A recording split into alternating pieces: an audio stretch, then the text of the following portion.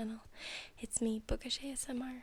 I hope that you're having a lovely night, morning, or whatever time it happens to be.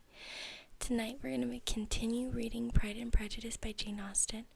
We're reading chapter 20.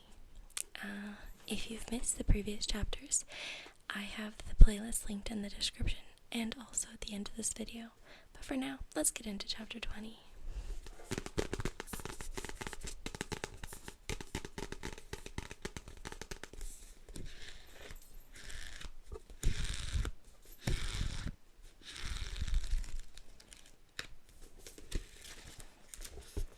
Chapter 20.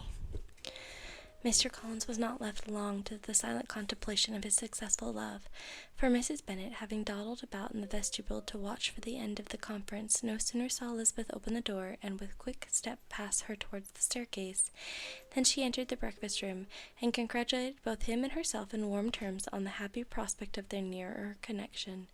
Mr. Collins received and returned these felicitations with equal pleasure, and then proceeded to relate the particulars of their interview, with the result of which he trusted he had every reason to be satisfied, since the refusal which his cousin had steadfastly given him would naturally flow from her bashful modesty and the genuine delicacy of her character. This information, however, startled Mrs. Bennet. She would have been glad to be equally satisfied that her daughter had meant to encourage him by protesting against his proposals, but she dared not to believe it, and could not help saying so. "But depend upon it, Mr. Collins," she added, "that Lizzie shall be brought to reason. I will speak to her about it myself directly. She's a very headstrong, foolish girl, and does not know her own interest, but I will make her know it." "Pardon me for interrupting you, madam," cried Mr. Collins, "but if she is really headstrong and foolish, I know not whether she would altogether be a very desirable wife to a man in my situation, who naturally looks for happiness in the marriage state. If, therefore, she actually persists in rejecting my pursuit, perhaps it were better not to force her into accepting me, because if liable to such defects of temper, she should not contribute much to my felicity." "Sir, you quite misunderstand me," said Mrs. Bennet, alarmed. "Lizzie is only headstrong in such matters as these. In everything else she is as good-natured a girl as ever lived. I will go directly to Mr. Bennet, and we will very soon have it settled with her, I am sure." She would not give him time to reply, but hurrying instantly to her husband, called out as she entered the library, "Oh, Mr. Bennet, you are wanted immediately. We are all in an uproar. You must come and make Lizzie marry Mr. Collins, for she vows she will not have him, and if you do not make her haste, he will change his mind and not have her." Mr. Bennet raised his eyes from his book as she entered, and fixed them on her face with a calm unconcern, which was not in the least altered by her communication. "I have not the pleasure of understanding you," said he, when she had finished her speech. "Of what are you talking?" "Of Mr. Collins and Lizzie. Lizzie declares she will not have Mr. Collins, and Mr. Collins begins to say that he will not have Lizzie. And what am I to do on the occasion? It seems a hopeless business." "Speak to Lizzie about it yourself. Tell her that you insist upon her marrying him. Let her be called down. She shall hear my opinion." Mrs. Bennet rang the bell, and Miss Elizabeth was summoned to the library. "Come here, child," cried her father as she appeared. I have sent for you on an affair of importance. I understand that Mr. Collins has made you an offer of marriage. Is this true?" Elizabeth replied that it was. "Very well, and this offer of marriage you have refused?" "I have, sir." "Very well, we now come to the point. Your mother insists upon you accepting it. Is it not so, Mrs. Bennet?" "Yes, or I will never see her again." "An unhappy alternative is before you, Elizabeth. From this day you must be a stranger to one of your parents. Your mother will never see you again if you do not marry Mr. Collins, and I will never see you again if you do." Elizabeth could not but smile at such a conclusion of such a beginning, but Mrs. Bennet, who had persuaded herself that her husband regarded the affair as she wished, was excessively disappointed. "What do you mean, Mr. Bennet, by talking in this way? You promised me to insist upon her marrying him." "My dear," replied her husband, "I have two small favors to request. First, that you allow me the free use of my understanding in the present occasion, and secondly, of my room. I shall be glad to have the library to myself as soon as may be." Not yet, however, in spite of her disappointment in her husband, did Mrs. Bennet give up the point.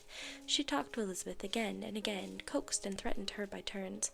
She endeavored to secure Jane in her interest, but Jane, with all possible mildness, declined interfering, and Elizabeth, sometimes with real earnestness and sometimes with playful gaiety, replied to her attacks. Though her manner varied, however, her determination never did. Mr. Collins, meanwhile, was meditating in solitude on what had passed. He thought too well of himself to comprehend on what motive his cousin could refuse him, and though his pride was hurt, he suffered in no other way. His regard for her was quite imaginary, and the possibility of her deserving her mother's reproach prevented his feeling any regret. While the family were in this confusion, Charlotte Lucas came to spend the day with them. She was met in the vestibule by Lydia, who, flying to her, cried in a half-whisper, "I am glad you are come, for there is such fun here. What do you think has happened this morning? Mr. Collins has made an offer to Lizzie, and she will not have him." Charlotte had hardly time to answer before they were joined by Kitty, who came to tell the same news, but no sooner had they entered the breakfast-room, where Mrs. Bennet was alone, than she likewise began on the subject, calling on Miss Lucas for her compassion, and entreating her to persuade her friend Lizzie to comply with the wishes of all her family. "Pray do, my dear Miss Lucas," she added in a melancholy tone, "for nobody is on my side, nobody takes part with me. I am cruelly used, nobody feels for my poor nerves." Charlotte's reply was spared by the entrance of Jane and Elizabeth. "Aye, there she comes," continued Mrs. Bennet, "looking as unconcerned as may be, caring no more for us than if we were at York, provided she can have her own way. But I tell you what, Miss Lizzie, if you take it into your head to go on refusing every offer of marriage in this way, you will never get a husband at all, and I am sure I do not know who is to maintain you when your father is dead. I shall not be able to keep you, and so I warn you, I have done with you from this very day. I told you in the library, you know, that I should never speak to you again, and you will find me as good as my word. I have no pleasure in talking to undutiful children. Not that I have much pleasure indeed in talking to anybody. People who suffer as I do from nervous complaints can have no inclination for talking.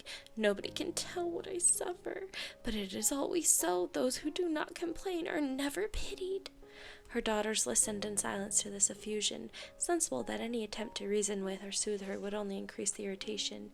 She talked on, therefore, without interruption from any of them, till they were joined by Mr. Collins, who entered with an air more stately than usual, and on perceiving them, she said to the girls, "Now I do insist upon it that you, all of you, hold your tongues, and let Mr. Collins and me have a little conversation together."